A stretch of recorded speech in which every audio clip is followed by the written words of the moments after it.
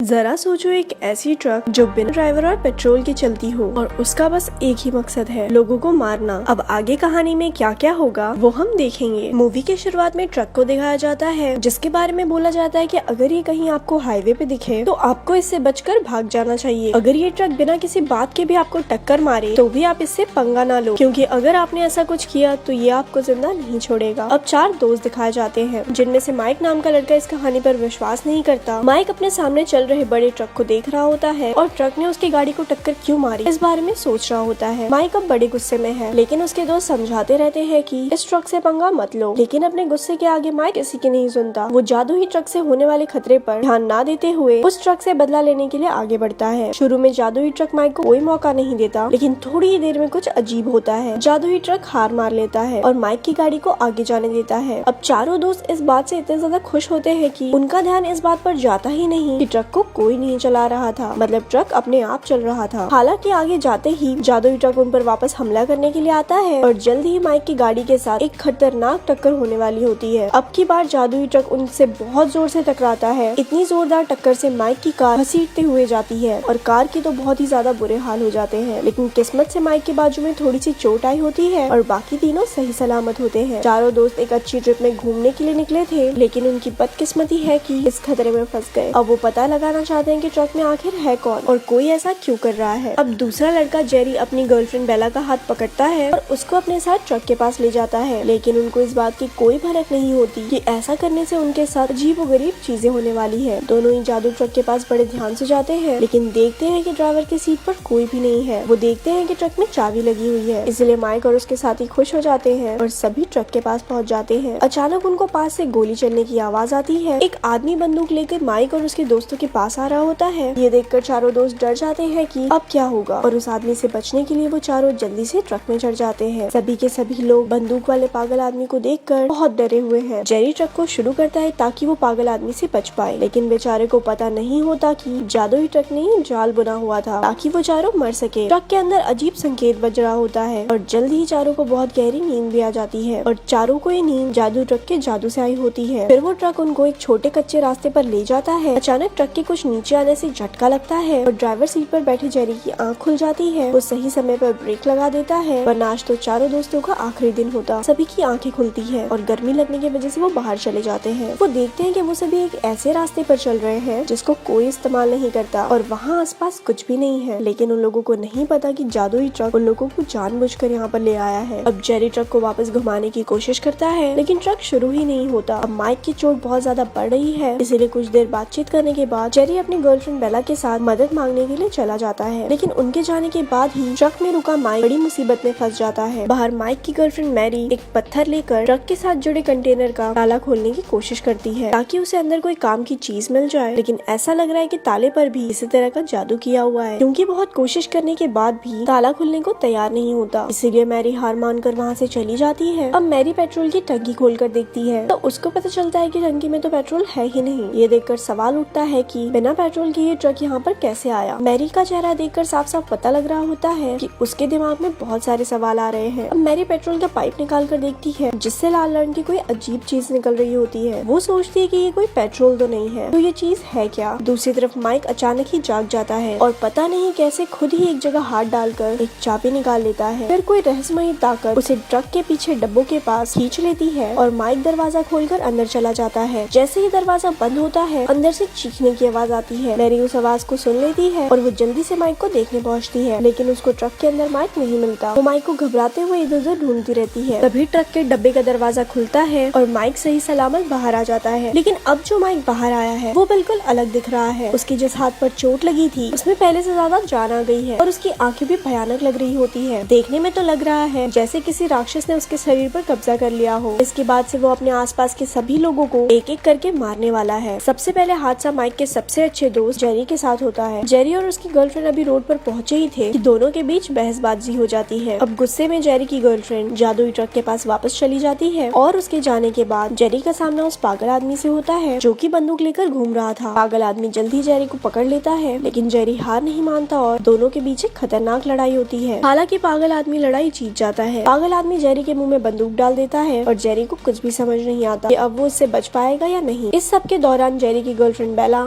जादुई ट्रक के पास पहुंच चुकी है और उसको चलाने की कोशिश करती है, लेकिन पेट्रोल ना होने के बाद भी ट्रक चालू हो जाता है। हालांकि उनकी खुशियाँ 2 मिनट तक भी नहीं टिकती, क्योंकि तभी के तभी उनके साथ बहुत बुरा हादसा हो जाता है। जेरी पागल हो चुका है। वो अपनी गर्लफ्रेंड का बाल पकड़कर उसे बाहर खींच लेता है और उसके बाद दूसरी लड़की मैरी के साथ भी ऐसा ही करता है। वो एक बंदूक दोनों लड़कियों के सर पर रखता है और दोनों लड़कियां डर के मारे कांप रही होती है। अब अपनी गर्लफ्रेंड की जान को खतरे में देखकर जेरी खुद को होश में लेकर आता है। वो आराम से झुकता है और अपनी गर्लफ्रेंड को प्यार से गले लगा लेता है। अब वो खड़ा होकर उस जादुई ट्रक पर गोली चलाने की कोशिश करता है, लेकिन एक बार दोबारा उसको अजीब चीजें दिखाई देने लगती है। मैरी पीछे से मारकर जेरी को बेहोश कर देती है और उसकी बंदूक उठा लेती है। फिर दोनों लड़कियां मिलकर जेरी को ट्रक के नीचे बांध देती है और ट्रक को घुमाकर वापस जाने का तय करती है, लेकिन ऐसा होने से पहले ही माइक बाहर आता है। अब पता चलता है कि माइक के शरीर पर काबू करने वाला राक्षस ही इन सब के पीछे पड़ा हुआ है। उसने ये पागल आदमी का इस्तेमाल करके जेरी के दिमाग को काबू किया था और जेरी का इस्तेमाल करके दोनों लड़कियों को मारना चाहता था। तभी जेरी बोलता है, माइक, तुमने ट्रक को नहीं चुना बल्कि ट्रक ने तुम्हें चुना है। माइक को नहीं लगा था कि जेरी खुद के दिमाग पर काबू कर लेगा। बेचारा जेरी सोचता है कि माइक उसकी मदद करने के लिए आया हुआ है, लेकिन इसके बाद जो उसके साथ होने वाला है वो उसने कभी सपने में भी नहीं सोचा होगा। माइक इस बात का फायदा उठाता है और जेरी को मारता है। इसके बाद वो जेरी का सर पकड़कर चलते हुए टायर के नीचे कर देता है। दोनों लड़कियों को कुछ अजीब सा महसूस होता है, इसीलिए वो जल्दी से बाहर जाती है। दोनों बाहर जाकर जेरी का हाल देखकर बहुत दुखी हो जाती है, लेकिन जल्द ही अपने आप को संभालती है। वो दोबारा से जेरी की बॉडी को ट्रक के नीचे बांध देते हैं, लेकिन जब वो ट्रक से वापस आकर दिखते हैं तो जेरी की बॉडी गायब हो चुकी होती है। दोनों लड़कियां बहुत घबरा जाती है कि ये हो क्या रहा है हमारे साथ। ये सब इतना डरावना होता है कि मेरी डर की वजह से वापस ट्रक में चली जाती है। तभी वहाँ पर माइक आता है और बेला को बोलता है, क्या तुम्हें मुझ पर विश्वास है? वो बेला को अपने जाल में फंसा लेता है और ट्रक के पीछे डब्बे में लेकर जाता है। अब माइक का अगला शिकार उसकी गर्लफ्रेंड मैरी है। अब वो मैरी के सामने जाता है, जो कि ट्रक के बाहर अपनी दोस्त बेला को ढूंढने में लगी हुई है। माइक मैरी को भी अपने बातों में फंसाने की कोशिश करता है। मैरी ट्रक के अंदर जाती है और ट्रक को चालू करती है। वो सोचती है कि मैं इस जगह से थोड़ी दूर चली जाऊंगी तो शायद माइक ठीक हो जाएगा। बहुत सारी मेहनत करने के बाद, मुश्किलों के बाद मैरी रोड पर वापस पहुंच चुकी है। अब मैरी ट्रक को रोकती है ताकि वो माइक को ट्रक के डब्बे से बाहर निकाल सके, लेकिन अचानक ही उसे कुछ टपकने की आवाज आती है। वो देखती है कि लाल रंग की कोई चीज ट्रक के पेट्रोल वाले टैंक से निकल रही है और पता लगता है कि जादुई ट्रक को पेट्रोल की बजाय इंसान से चलाया जाता है। ये सब देखकर तो मैरी डर जाती है और वो मदद मांगने के लिए वापस ट्रक चलाने लग जाती है। अब माइक को दिखाया जाता है, जो कि ट्रक का स्टीयरिंग व्हील पकड़ कर बैठा हुआ है। वो बड़े खुशी से सामने जाती एक गाड़ी पर ट्रक चढ़ा देता है। मैरी को इस बात का बहुत बुरा लगता है। उसे समझ आ गया कि उनके लिए सब कुछ खत्म हो चुका है। मैरी गुस्से से भर जाती है और बेला को थप्पड़ मारकर ट्रक से बाहर फेंक देती है। ऐसा होने से माइक ट्रक को रोकता है ताकि वो अपने शिकार बेला को ट्रक में वापस ला सके। अब मैरी इस बात का फायदा उठाती है और बंदूक लेकर चुपचाप अपने बैग में डाल देती है। वो ट्रक से बाहर जाती है और भागने की तैयारी करती है और साथ ही साथ वो माइक की बात मानने का नाटक भी करती है। जब माइक बेला को ट्रक के पीछे वाले डब्बे में ले जा रहा होता है, तभी वो माइक और बेला दोनों को ही ट्रक के अंदर बंद करने का सोचती है। बदकिस्मती से उसे ऐसा करने का ज्यादा समय नहीं मिलता और माइक उसको भी अंदर लेके जाता है। फिर माइक मैरी को क्रशर मशीन में डालने ही वाला होता है, लेकिन मैरी अपना सर जोर से माइक को मारती है और मौका मिलते ही मैरी जंगल में भाग जाती है। हालांकि फिर भी माइक उसको पकड़ लेता है। अब अपनी जान पर खतरा देखकर मैरी अपने बैग से बंदूक निकालती है और माइक को गोली मार देती है। जब मैरी वापस आती है तो वो देखती है कि एक और आदमी जादुई ट्रक के जाल में फंस गया है, लेकिन मैरी उनको रोक नहीं पाती क्योंकि वो उनसे काफी दूर खड़ी है। और इसी के साथ ये मूवी यहाँ पर खत्म हो जाती है। ऐसी और स्टोरी सुनने के लिए हमारे पेज को लाइक करें। धन्यवाद।